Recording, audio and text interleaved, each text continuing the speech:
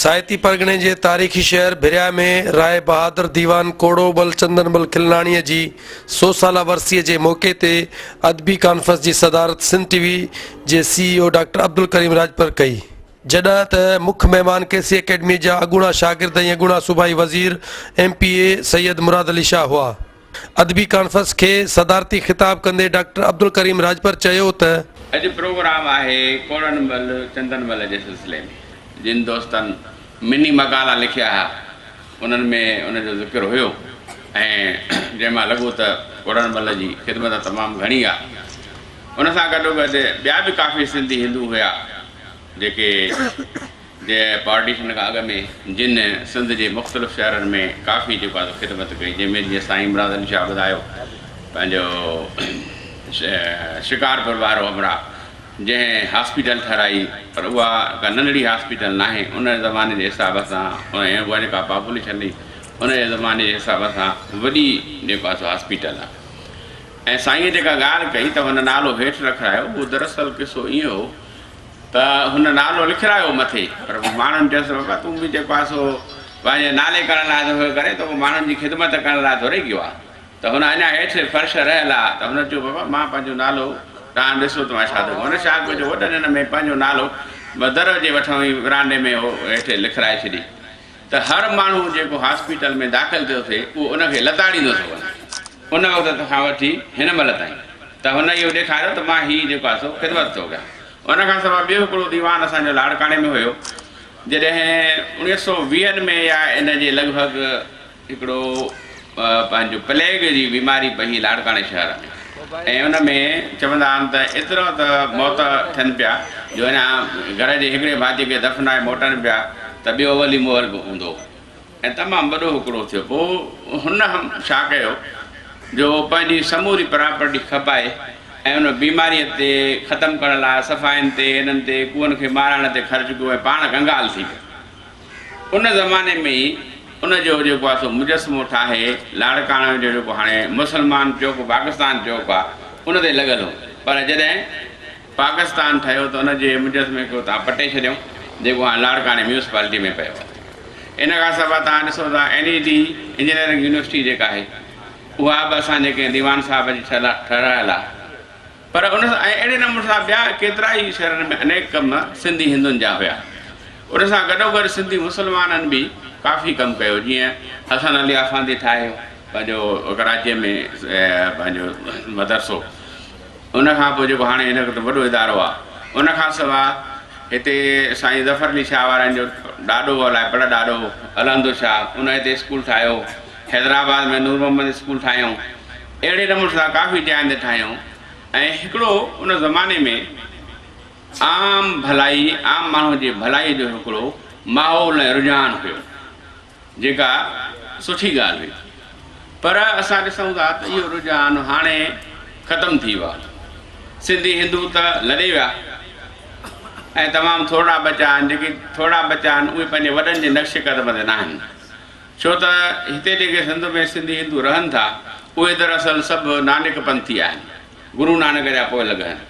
ऐं गुरू नानक जेको हो उहो कॾहिं बि जेको आहे सो पाण खे हुन हिंदुनि जो मज़हबी अॻुवान या अॻुवान न सॼो, हू चवंदो हुनजो जे ख़िदमत ई हिंदुनि ऐं मुस्लमाननि जे लाइ गॾियल हुई। ऐं हुनजो जेको नाइब हो जेको हुनजे जेको आहे सो फ़ौत थी वञण खां पोइ जेको हुनजे गादीअ ते वेठो उहो मुस्लमान हो जंहिंजो नालो मर्दान हो।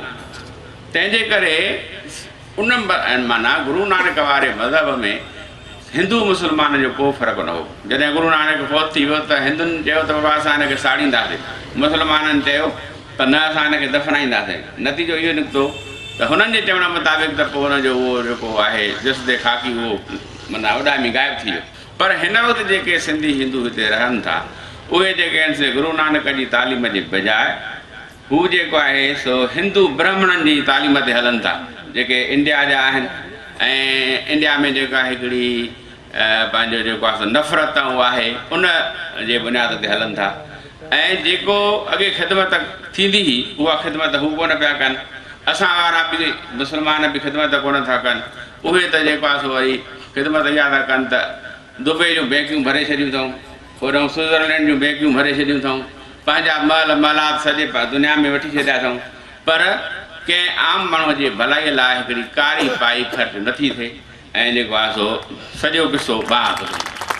तंहिंजे करे ॻाल्हि इहा आहे त असांखे माज़ीअ खे यादि करणु सुठी ॻाल्हि आहे, पर हुन सां गॾोगॾु असांखे जेको आहे सो करिणो इहो आहे त असां हिन हाल खे जेको आहे सो बहितर बणायूं।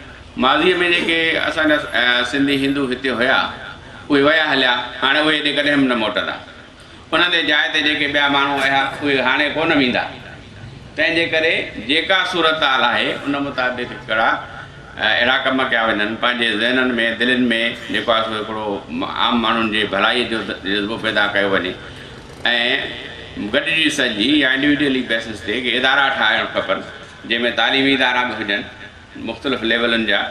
इवन जेको आहे सो असांखे खपे त असां जेके दुनिया जूं मशहूरु यूनिवर्सिटियूं आहिनि ऑक्सफोर्ड ऐं कैम्ब्रिज या ॿियूं जेके आहिनि पंहिंजो वाटरलू खोड़ नज़री दुनिया में, उन्हनि जा हिते कैंप खोलणु खपनि ऐं उन लेवल जी एजुकेशन थिए उहे वठनि ऐं इन ते इन्वेस्टमेंट थियणु खपे, बजाए इन जे जो पंहिंजे ज़ात ते बंगलनि ते या उन ते थिए। भली उन ते बि थोरो कनि, पर जेको आहे सो अधु घटि में घटि हेॾे जेको आहे ख़र्च थियणु खपे। इहा तंहिंजे करे नई रवायत जेका पैदा थियणु खपे। ॿी जेका आहे मां जंहिं ॻाल्हि ते थोरो ज़ोर ॾींदुमि उहा इहा आहे त सिंधी माण्हुनि जी असां सभिनी जी हिकिड़ी जेका बीमारी आहे या नफ़्सियाती प्रॉब्लम आहे त असां जेको आहे सो माज़ीअ ते फ़ख़ुरु कयूं था। साईं शाह लतीफ़ हूंदो हुयो, मोहन जो दड़ो हूंदो हो, कोड़ा नंबल हुयो, हसन अली अफ़ांदी हुयो। हाणे जॾहिं असांजे कॾहिं असां जेको ज़्यादती थींदी आहे त असां जेको शेर लिखूं था त उन में चऊं था आ भिटाई घोट अॼु त तुंहिंजी ओट ॾाढनि खे ॾारे वञे। माना असांखे कुझु नाहे करिणो, असां जेको आहे सो सुम्हिया पिया हूंदासीं, माज़ीअ जो हिकिड़ो जेको आहे सो ॾाढो नरम विहाणो रखी सुम्ही था पऊं ऐं इहो नतीजो इहो थो निकिरे त ॿिया माण्हू ॿी दुनिया सॼी अॻिते हलंदी थी वञे ऐं असां उते बीही ऐं पोइ ते हली था वञूं।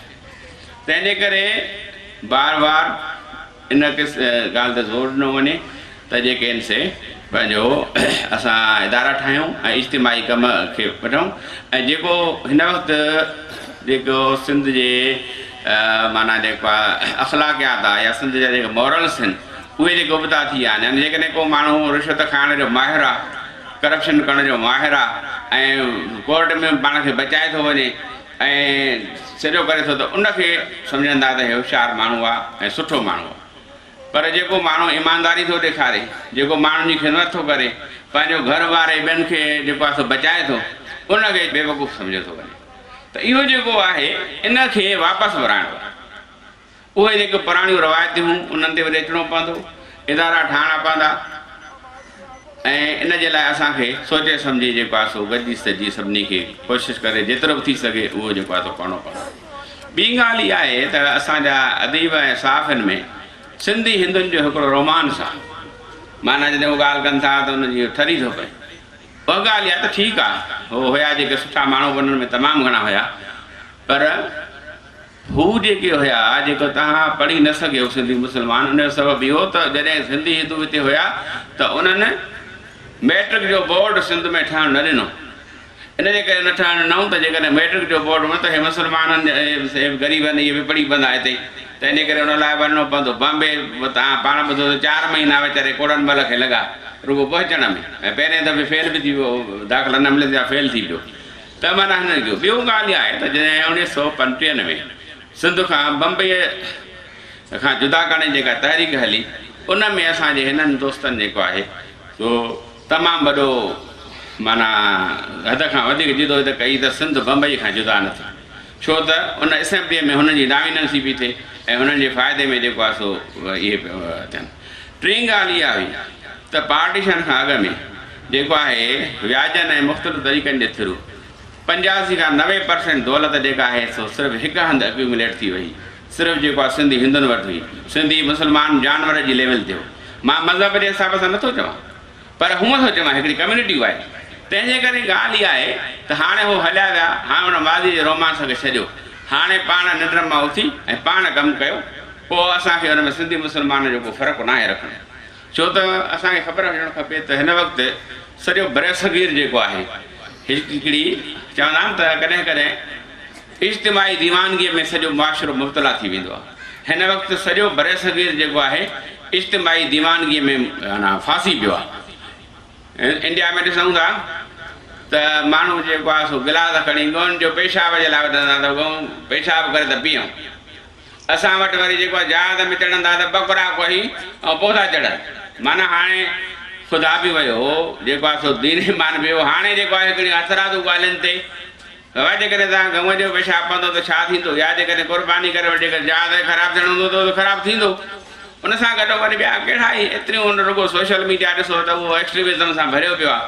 त हीअ कॾहिं कॾहिं दुनिया सॼी जेका आहे इज्तिमाही दीवानगी में अची वेंदी आहे। इहा जेका असां अॻ में बि आई जॾहिं जेको आहे सो मिडल एजिस में यूरोप में हिकु त इंग्लैंड वारा ऐं मुस्लमान इहे सलेबी जंगूं थियूं जेके कई 100 सालनि ताईं हलियूं। उनखां पोइ वरी मिडल एजिस में जेको आहे सो कैथोलिक ऐं प्रोटेस्टेंट पाण में विढ़िया। उन में बि सॼी यूरोप ऐं इहो समूरो खितो जली ख़ाक थी तबाह थी वियो ऐं उहे तॾहिं ई माना तरक़ी करणु शुरू कयूं जॾहिं हिकिड़ी जागृता जी मुहिम आई, जॾहिं रिनेसेंस आई, जॾहिं माण्हू खे सम्झ आई, शऊर आयो त बाबा हीअ असां छा था कयूं पिया, हीअ कहिड़ी असांजी दीवानगी आहे। त तंहिंजे करे उनखां अलावा हिटलर जे ज़माने में बि क़ौमपरस्तीअ जी दीवानगी हुई। हो बि जर्मन चवनि पिया त बाबा असां सभ खां सुपीरियर आहियूं, इंग्लिश चवनि पिया त असां आहियूं। ऐं इहो तव्हां ॾिठो त हुन में छा थियो, 5 करोड़ माण्हू मारिजी विया, केतिरा ई जेके इलाइक़ा मिसमार थी विया। उनखां पोइ जेको आहे त केतिरा मुल्क टही विया ऐं केतिरा ख़तरनाक मुल्क ठही विया जेके तव्हां ॾिसो था। इसराइल बि ठही वियो, ॿिया ॿेड़ा ठही विया जेके दुनिया लाइ आज़ार आहिनि।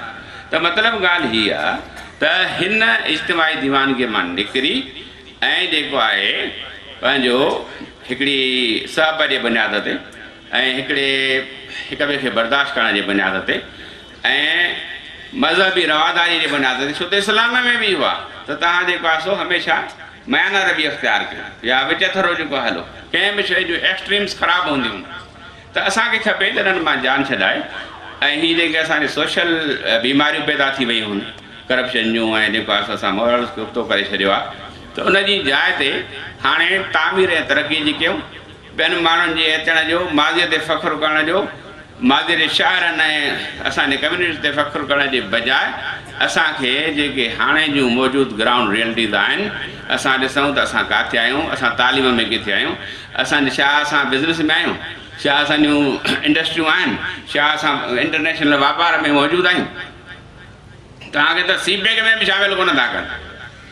त मतिलबु इहो आहे त पंहिंजी हैसियत ॾिसी उन मुताबिक़ जेको हिन वक़्तु शइ आहे उन लाइ कमु करणु खपे। ऐं जेकॾहिं ईअं न कबो त पोइ तबाही त हुई आहे, अञा जेको आहे सो उहा वधीक थींदी।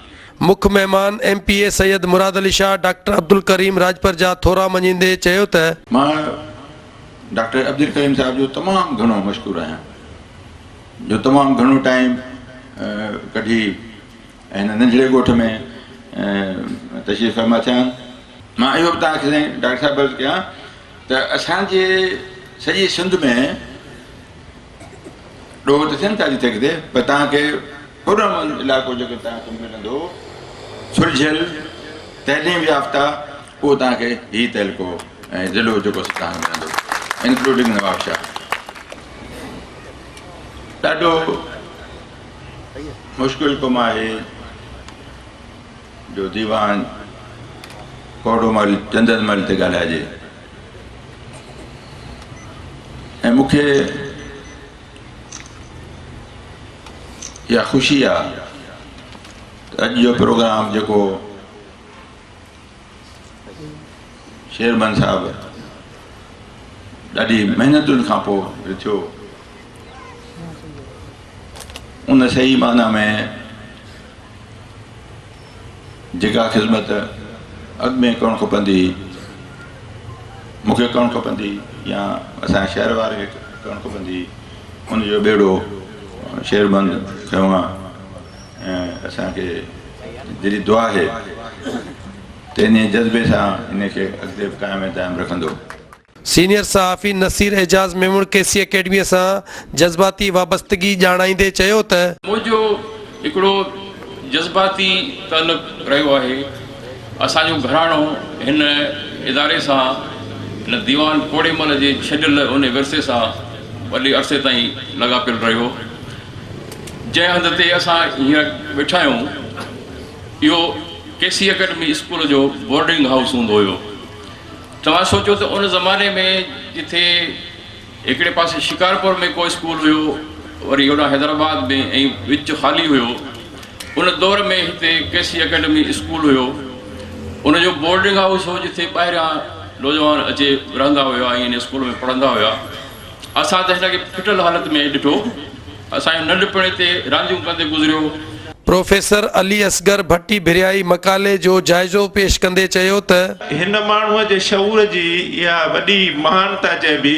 हिन इहो ज़रूरु उन ज़माने में सोचियो त माण्हुनि में बहितर सुजागी तइलीम जे ज़रिए आणे सघिजे थी, माण्हुनि में हक़ीक़ी नमूने सां समाजी इर्तिका मादियाती तरक़ी साइंस सां आणे सघिजे थी, ऐं कंहिं बि माण्हूअ खे उन में माणपे पैदा करण जे लाइ वेदांत खे ई, तसव्वुफ़ खे ई उन में उजागर करे सघिजे थो, ई उन ते लिखी सघिजे थो।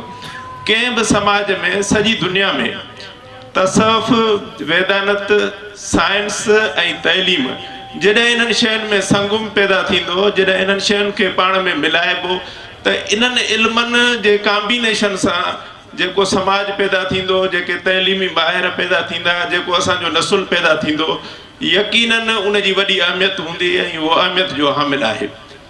असां तस्लीम था कयूं त कोड़ोमल चंदनमल वॾो कमु कयो, मुख़्तलिफ़ शोबनि में वॾो कमु कयो, पर हाणे असांजी तक़ाज़ा इहा आहे त असां मुख़्तलिफ़ शोबनि सां तालुक़ रखंदड़ माण्हू हिन अज़ीम इंसान जे ज़िंदगीअ जे अज़ीम रुखनि सां पंहिंजो पाण खे कुझु उनखे हिकिड़ो मॉडल बनाए, तइलीम जे मैदान में, अदब जे मैदान में, साइंस जे मैदान में असां पंहिंजी उन सां कुझु निस्बत जोड़ियूं, ऐं उन निस्बत जी तक़ाज़ा आहे त असां बि हुन वांगुरु चङाईअ जा अमल करणु शुरू कयूं।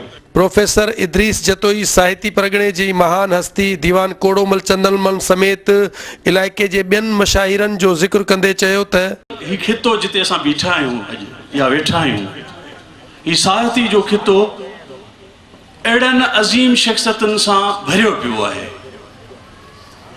ही भिरिया में दीवान कोड़ोमल ऐं हर्षू केवलरामाणी, ही साम्हूं असांजे कासिम खाई जे भरिसां नारायण श्याम असांजे बरसगी जो वॾो शाह आहे, ही असांजे साॼे पासे ठारू शाह में गोबंद माली, ही असांजे ॻोठ ठोड़ा जो दयो नाथाणी, ही मोरे जा सधूजन जा अर्जन सिकायल, ही कंडियारे जा लक्ष्मण कूमल, ही हालाणी जा, ही खानवाण जा, ही हिकिड़ी पूरी गैलेक्सी असांजे लाइ, असांजे विरहाङे असांजी सॼी सिंध खे इन हवाले सां नुक़सानु ॾिनो, पर उन सिंध जो वॾो नुक़सानु हिन साहिती जे खिते खे सिंध जे ॿियनि इलाइक़नि खां वधीक पियो आहे, छाकाणि त हिते तमामु अहिड़ा स्कॉलर आलिम तमामु वॾे तादाद में हुआ।